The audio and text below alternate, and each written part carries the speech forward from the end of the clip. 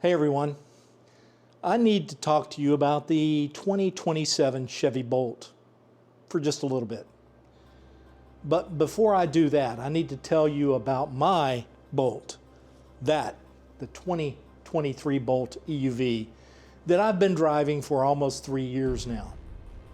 I have over 80,000 miles on it, and I'll be doing a 3-year review here in just a few weeks. But that's not what this video is about. Because if I'm going to criticize GM, and trust me, I am, you need to know that I'm not some hater with an agenda. I'm actually a satisfied customer, or at least I was for the most part.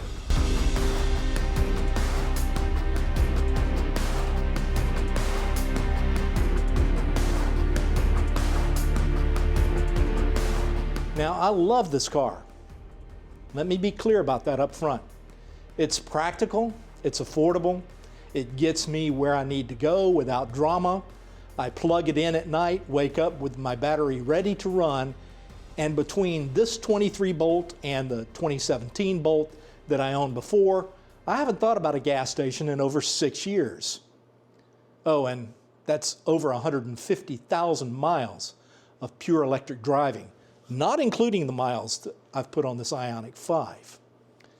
The cost savings, well, they're real.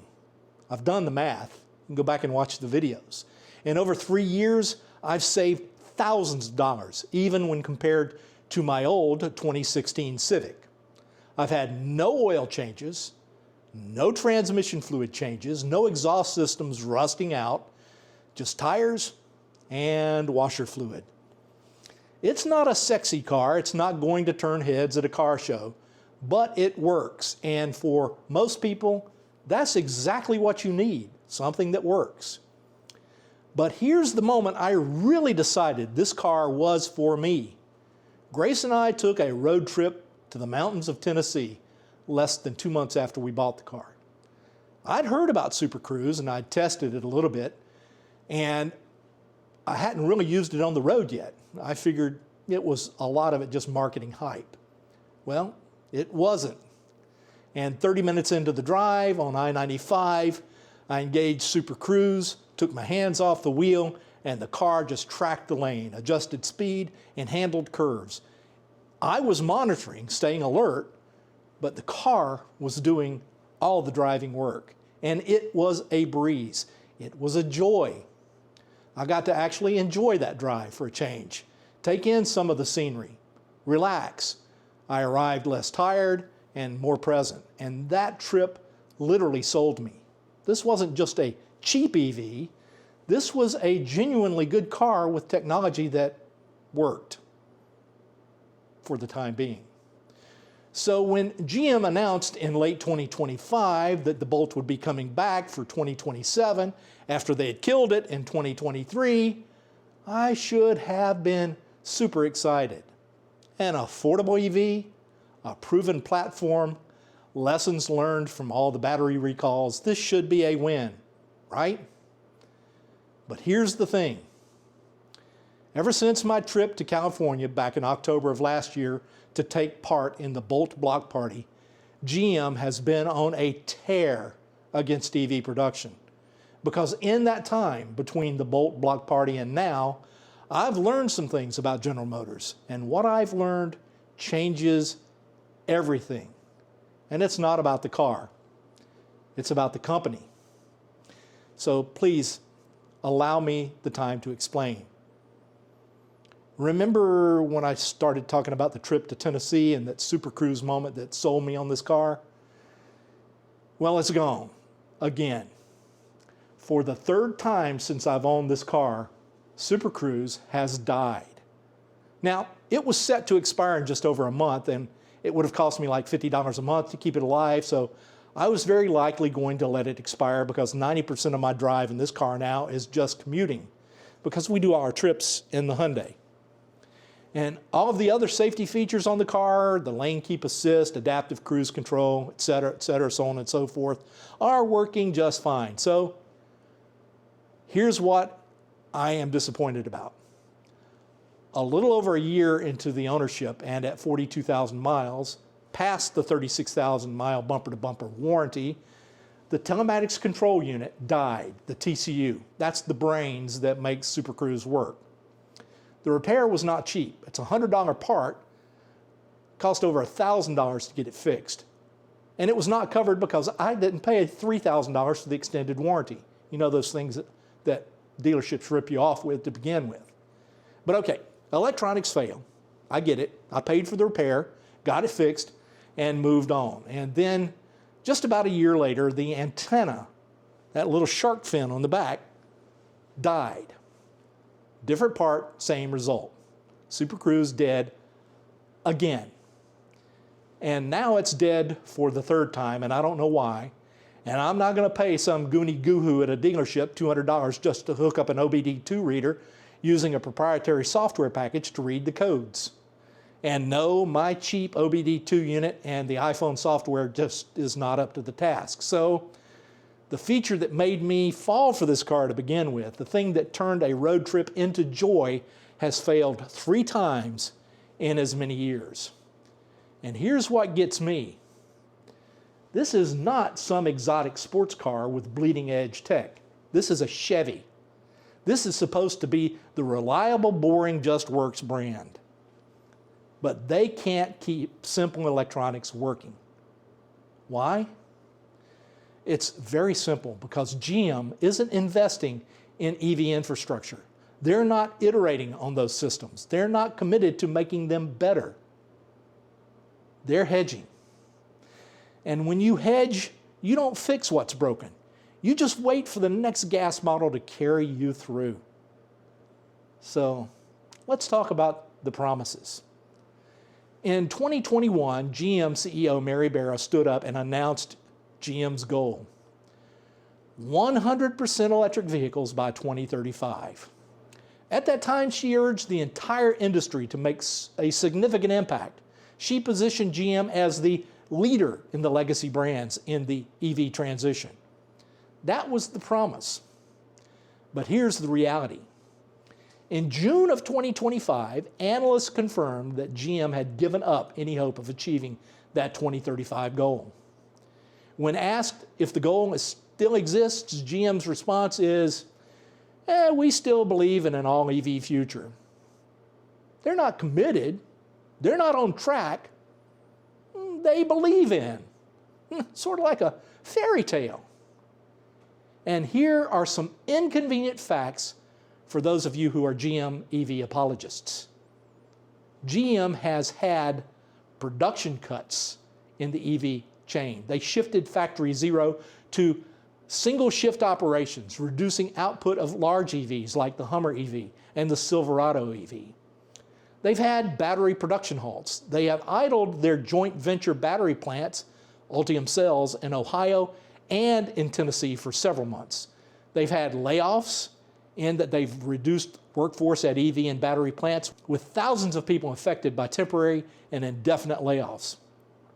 They've converted more plants. They've pivoted the Orion, Michigan plant from EV to internal combustion engine truck and SUV production only.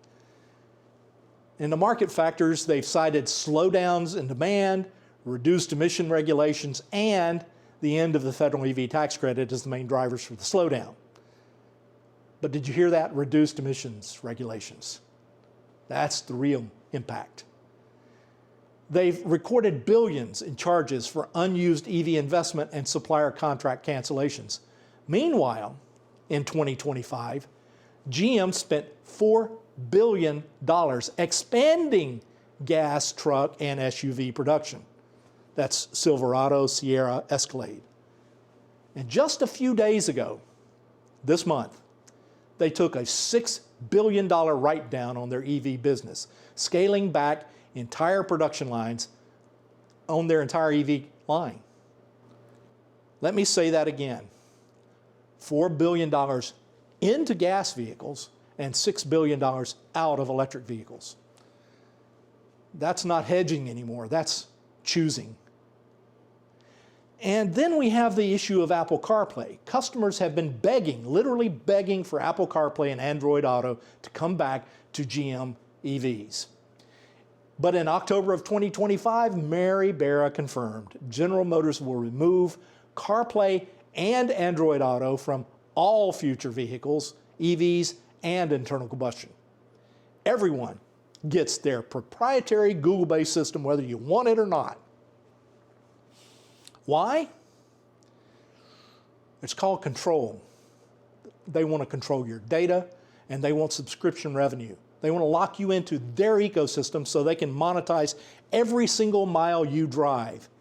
And when one dealer tried to offer an aftermarket CarPlay solution, GM hammered them and shut them down, ordered them to stop or lose your GM franchise. They don't just refuse to give you what you want, they actively prevent you from getting it elsewhere. That's not customer service. That's control. So let me ask you, does this sound like a company committed to making the best EVs possible? Or does it sound like a company protecting profits, controlling customers, and keeping one foot firmly planted in the fossil fuel past? I kept asking myself, why does this keep happening? And here's what I finally understood. Car companies like General Motors with escape hatches will always take the exit in the face of political pressure. GM has an escape hatch. It's called Silverado, Sierra, and Escalade. And when gas prices drop like they have now, they lean on trucks. And when political winds shift, they scale back EVs. And when profits get tight, they write down electric and double down on combustion. They're not committed to EVs. They are hedging. And when you're hedging, you're not all in. You're not innovating. You're not fixing Super Cruise failures or fighting for CarPlay or Android Auto or making the Bolt or any other of their EV lines better year after year. You're just trudging along. You're just waiting for the political winds to shift again so you can go back to what's comfortable. That's not the way to do business. Let's look at the pattern across the entire industry. Again, General Motors put $4 billion into gas and took $6 billion out of EVs. Ford, $19.5 billion EV write-down, scaling back all of their electric production and killing the F-150 Lightning. Stellantis had a goal of all EV by 2030 and they scrapped it completely. Toyota, they're actively lobbying against EV mandates, pushing for hybrids instead. Nissan, they're struggling financially, cutting costs everywhere, but they're hanging on. And Hyundai, they're building dual plants, EV and gas on the same plant, hedging their bets as well. Even the companies making decent EVs, like this Hyundai here, are building in their own escape hatches. They're not all in. They're positioning themselves to bail when it gets hard. And it will get hard.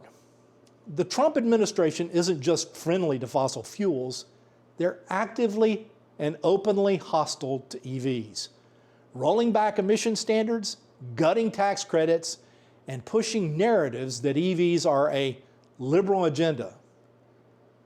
Quite frankly, that's a pure lie. It's BS, to be honest. And for the record, I'm not a Democrat. I'm not a Republican. I am an American and I'm a patriot who loves this country. As for my political affiliation, I am registered in the state of Florida as NPA, no party affiliation. So do not try to push me off in one of the extreme ends of the political spectrum. That's not what this country's about to begin with, especially when it comes to making personal decisions about what you own and drive. Let's get off politics and back to automobiles. Here's the problem with legacy automakers. They're watching all this political theater. They're waiting. They're ready to pivot back to gas the moment it's politically convenient. And that's when I realized something very important. Every time I buy from General Motors or Ford or Stellantis or any legacy automaker, I'm funding that escape hatch. I'm paying for their fossil fuel research and development. I'm supporting their lobbying against emission standards. I'm enabling them to keep one foot in fossil fuels while pretending to care about electric. And I'm done with that kind of nonsense. I'm not playing it anymore. But here's the thing, there is another way. So let's examine this together. Let me personalize this. Here's what I'm going to do the next time I shop for an EV, later this year as a matter of fact. And before we go any further, let me pause for a plea. After you hear this, hit me up with comments if it resonates, and take the time to subscribe while you're at it. But back to what I'm going to do. Here's what I'm going to do. I'm going to stick with companies that are 100% committed to a 100% electric future. They're not hedging, not 1 foot in the gas graveyard. They are all in. As good as this Bolt is, and as good as the Ioniq 5 is, their parent companies are not fully committed to building the best or making an all-electric future. Why? Because they are driven by the political winds that permeate our society and divide us. So let's look at the choices I have today, and there are only 4, 6 if you count the coming soon, and we'll talk about that. The first choice you have is Tesla. Love them or hate them, they've been all in since day one. No backup plan, no gas division, electric is their only plan. Their survival depends on making EVs work. Then you have Rivian, very good company, building the future of adventure EVs. Trucks and SUVs designed from the ground up for electric, no ICE models, and more importantly, no escape hatch. And then you have Lucid. They're pushing the boundaries of efficiency and luxury. They're not profitable yet, but they're committed. And every dollar they get goes into making EVs better. And then number 4, which is going to be controversial, is VinFast. They're a new player out of Vietnam. They're fully committed to electric. No legacy gas business to fall back on. And I know there's going to be somebody popping off in the comments about how unreliable VinFast is. And I'm going to do a very in-depth news update on that to set the record straight. So you may want to hold off on those comments until I'm back with that episode. Finally, there's Aptera, solar-powered, radical design, 100% electric. And finally, Slate, coming on strong with an affordable small pickup. Hopefully both of those this year. And I'm sure there may be others out there that I've missed. I've searched, but I'm even more sure that somebody will let me know in the comments. So there's that as well. Now, these 4 companies don't have the luxury of hedging. When gas prices drop, they can't pivot to trucks. When politics shift, they can't scale back to combustion. When profits get tight, they have to innovate and not retreat. Electric is their only option, which means making it work is their only priority. Now, I know you're thinking, oh, Jim, those companies are great, but I need something affordable. The Bolt is $27,000 and change. I can't afford a $50,000 Rivian or $85,000 Lucid. Whew, neither can I. And I get it. So let me give you 3 alternatives, all comparable to or cheaper than the 2027 Bolt. First off, if you're going to stick with legacy companies, then it is possible that Nissan is your best bet. They have been producing the Leaf for about 15 years, and that's a pretty good track record. Starting price is $31,500, range is about 259 miles depending on trim. And I know Nissan's not perfect and they're struggling financially, but at least they're still making the Leaf. And they're not actively killing their entire EV program to build gas cars. Yet, I guess. That could change. It's affordable, it's reliable, and it's a proven platform. Also, you can find solid used Model 3s for under $29,000, some even lower. And with a Model 3, you get better range, and depending on the model, and you get access to Tesla's supercharger network, which is the best charging infrastructure in the country right now. And you're buying from a company that is 100% committed to EVs. More importantly, with Tesla, there's no dealership markup, no service nightmares, just a car from a company that has to make electric work. And then there's Hyundai Ioniq 5s and 6s like this, and the market is flush with these right now. You can buy many of them for well under $30,000. Range is up to 303 miles, It has 800 volt fast charging, some of the fastest in the industry. It actually charges about 100 kilowatts faster than the current Bolt. Vehicle to load capacity is something you can use in your house or your campsite. So there's that. And these are all phenomenal vehicles. Advanced tech, great design, and while Hyundai is hedging and Nissan is hedging with gas plants, at least they're still trying. And here's the bottom line. You have options. The 2027 Bolt is not the only option, and it's not necessarily the best option. We can get better range, better technology, better support, and better long-term commitment for the same price or less elsewhere. So why should we settle for a car that's built by a company that's not all in on a totally electric future like they promised? A company that waffles on what they've committed to. A company that wants to control your entire vehicle ecosystem without the possibility of installing what you want.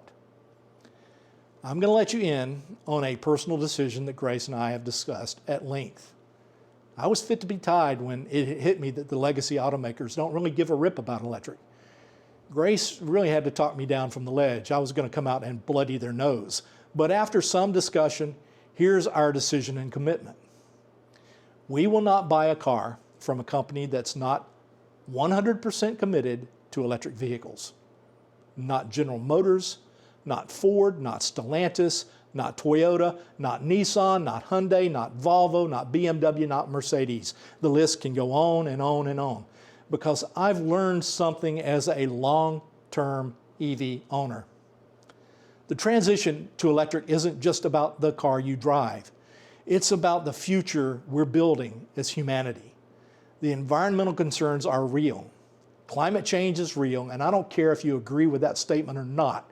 If you want to argue about it, go get a degree in atmospheric science so we can at least be on equal footing and can have an intelligent conversation and not a war of memes. The damage from fossil fuels is measurable and it's accelerating. But it's not just about carbon emissions. It's about the politics of personal destruction and the divisive rhetoric coming from our government.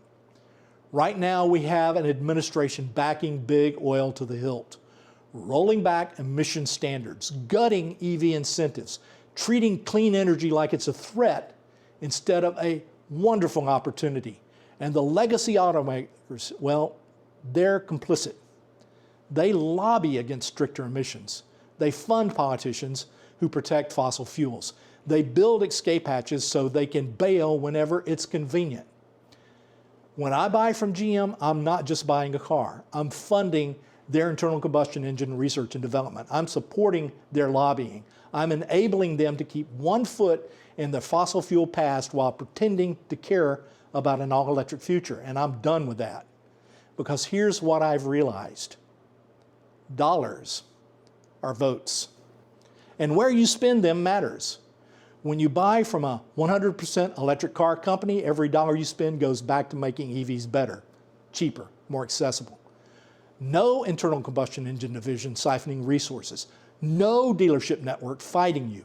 No corporate doublespeak about believing in an EV future while investing billions in gas trucks and SUVs.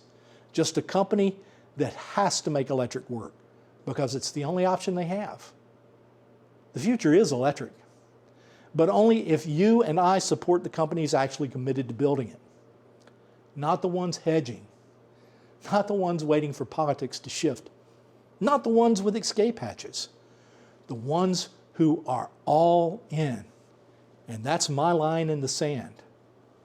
I love my 23 Bolt EUV. I really do. And this Ioniq is absolutely amazing. But my next car won't be from General Motors or from Hyundai because I'm not funding that escape hatch anymore. I'm Jim. This is Jim's EV Adventures. I've owned EVs now for over 6 years. The future is electric, but only if we support the companies actually building it.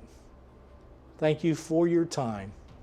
Now please do share this with someone who needs to hear this message. And I'll see you all real soon.